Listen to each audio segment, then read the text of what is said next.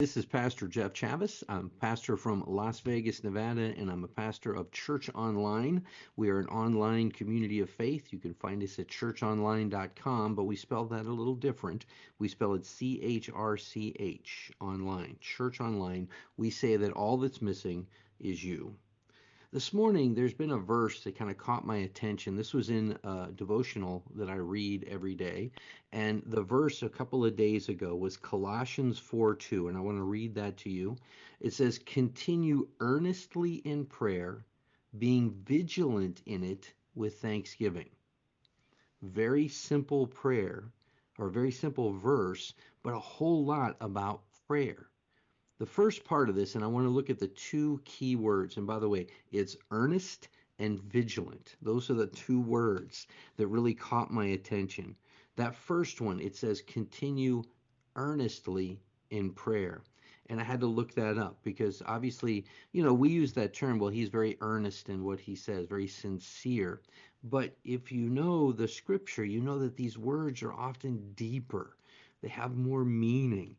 It literally means more like steadfast. In fact, certain Bibles will say devote yourself to prayer.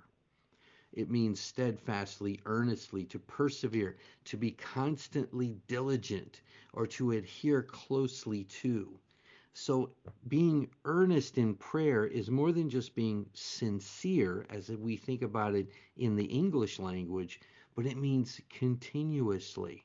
Again, devoting ourselves to it. For example, we hear that in Acts 2:42, very famous passage. Acts 2:42, they devoted themselves to the apostles' teaching, to fellowship, to breaking of bread, and to prayer. That's what the early church was about. They were just devoted to it. They gave everything they had to those things. And one of them, of course, is prayer.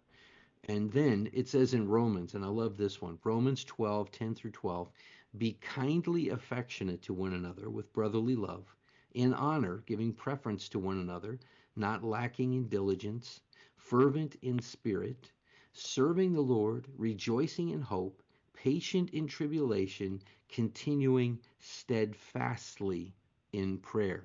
That's the same word. Apparently, Paul writes it here. Paul writes it to Colossians. It's part of what the early church was about in Acts 2:42. They just gave themselves wholeheartedly to prayer. Now, if we think about our own prayer lives, I'd give you that challenge this morning. Would you say that you are earnest, diligent, steadfast? Are you devoted to prayer, or has it become routine? I know that we can often get into those routines of prayer, can't we?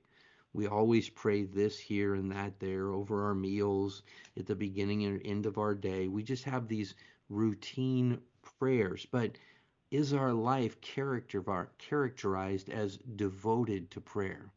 Like that's what we're always about. That's the way the early church thought, and it's the way the early church followers lived.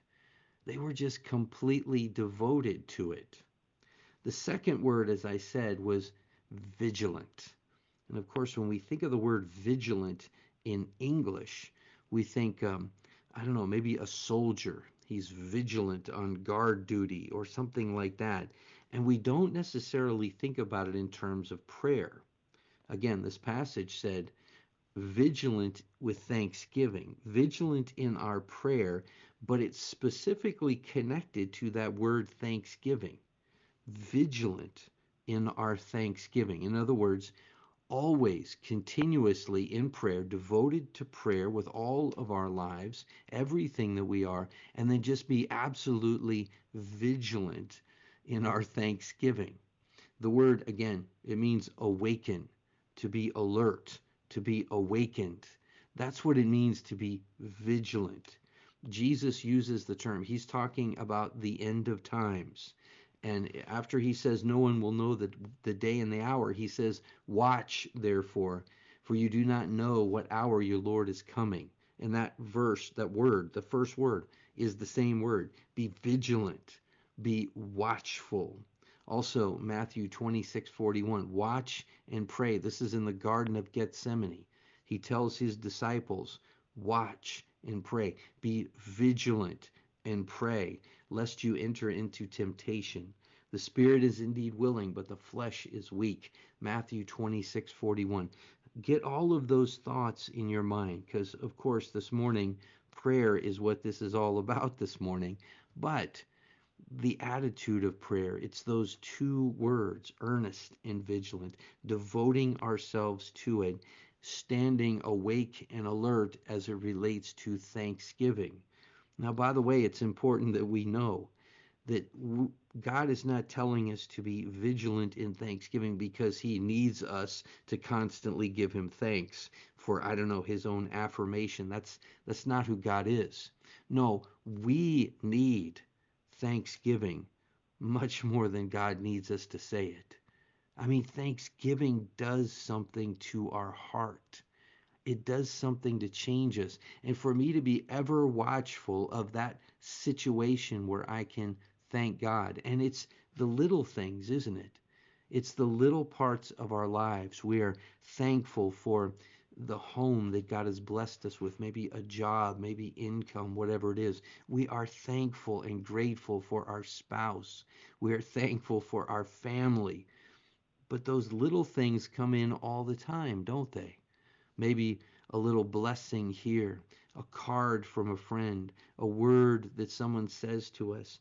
And we just need to thank God continually and be ever alert for those moments of prayer.